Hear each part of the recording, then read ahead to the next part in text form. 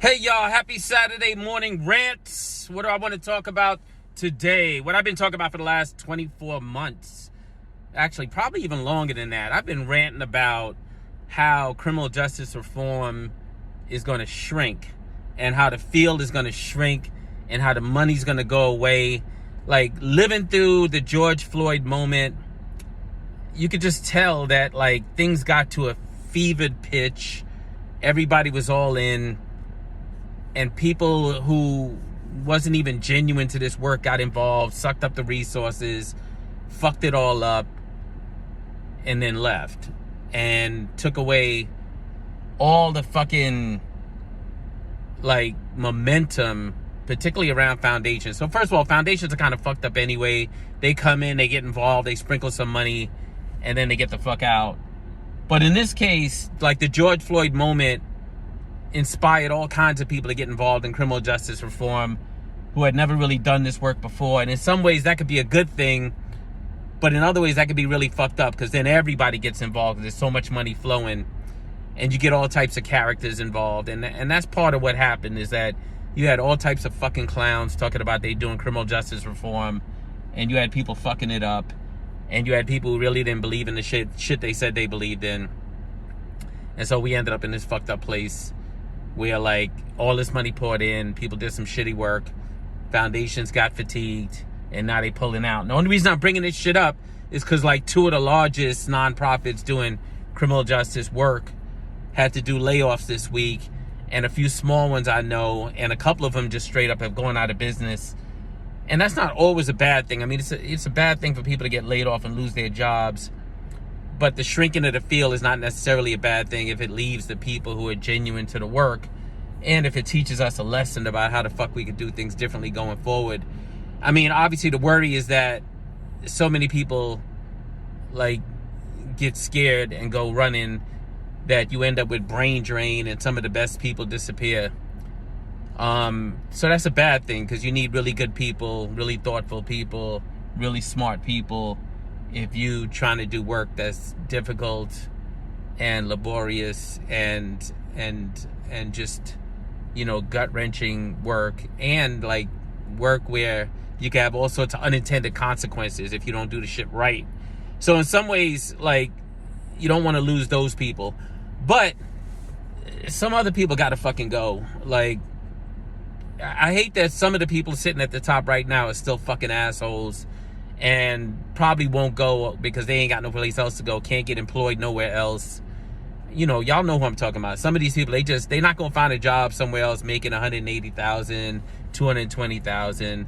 They sitting at the top of these nonprofits because foundations want to check a box about funding directly impacted people, or they just been there for like 10, 20, 30 years and they were able to live through the Karen moment and they still running some shit.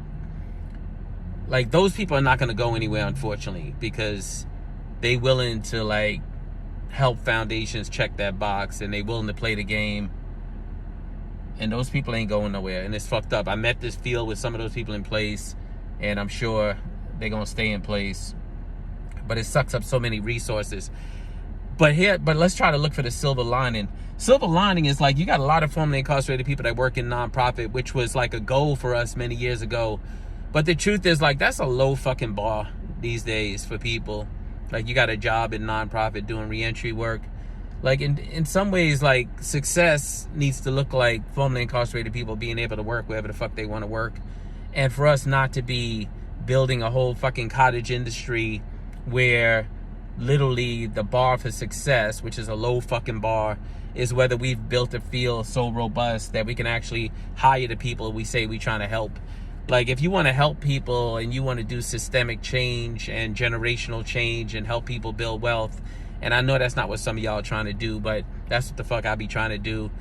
If you're trying to do that, then building a whole field and giving people a job is not the answer to that. Like, that's a low motherfucking bar. Like, my first job in criminal justice reform was making $16,000 a year. That's not a win. It's not a fucking win. And so in some ways, the field's shrinking because the resources are going away and because people have lost their momentum around criminal justice reform might be a little bit of a good thing. I mean, it's hard to watch as somebody who's been around for 24 years doing this work. because it feels like we right back to 2000 when I started this work, in terms of what we think we can accomplish. And it feels like right now is when progressive philanthropists should be doubling down on their commitment to these issues instead of pulling back, especially because the whole fucking world is leaning towards fucking fascism. But people are fucking cowards, and the economy's fucked up, and everybody's clutching their money, and people are not investing, whether it's in philanthropy or anywhere else. Actually, economy's a fucking mess. Y'all know I'm in real estate. Real estate's a fucking mess. I almost lost my fucking shirt last year, almost bankrupt. But now is when people should be doubling down on their contributions to try to make it so that we could weather the storm and fight back against people who want to push us in the opposite direction. But unfortunately, this is when limousine liberals decide to pull back, decide they no longer interested in investing because it's not the hot thing to do. It's not cool anymore. Even folks in the tech sector now are supporting very conservative policies. It's fucked up. Yeah, we are in trouble. I'm sitting here right now doing this fucking rant in the middle of Harlem, looking out onto just fucking drama, shit I haven't seen in New York for fucking years. And now is when we need leadership, and instead what we got is some really fucked up people sitting at the top of some of these organizations. Not all of them. Y'all, I like some of y'all a lot, but some of y'all are really fucked up. Really, really fucked up. And in some ways, I'm fucking glad that y'all having a hard time raising money.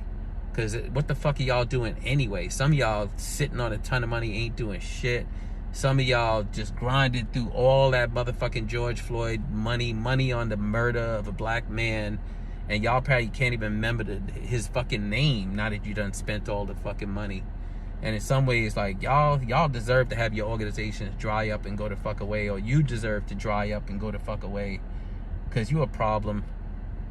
You know who you are. I ain't got a name. I try not to fucking name names. Try not to name names because y'all some cancel culture bitch ass motherfuckers to begin with. So I'm trying not to be that.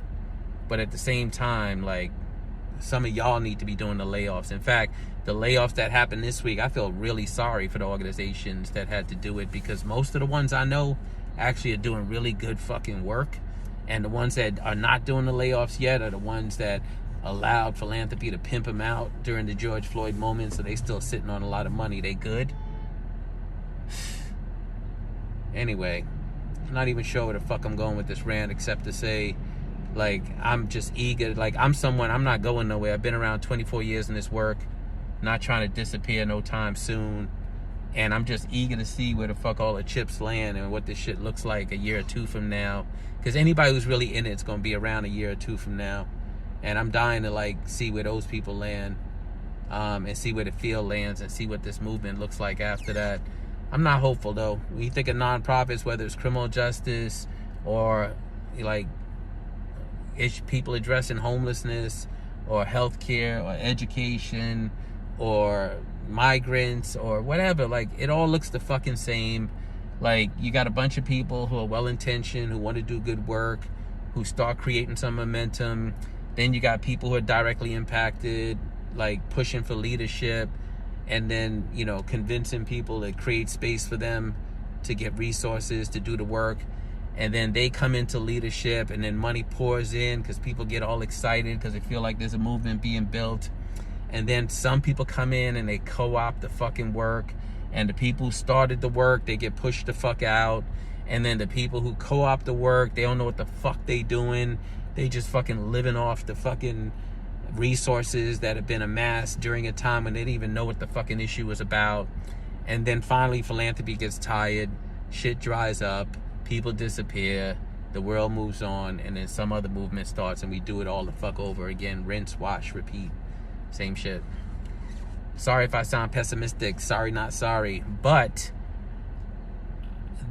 that allows me to get this shit off my chest so I could go horseback riding and strawberry picking this weekend.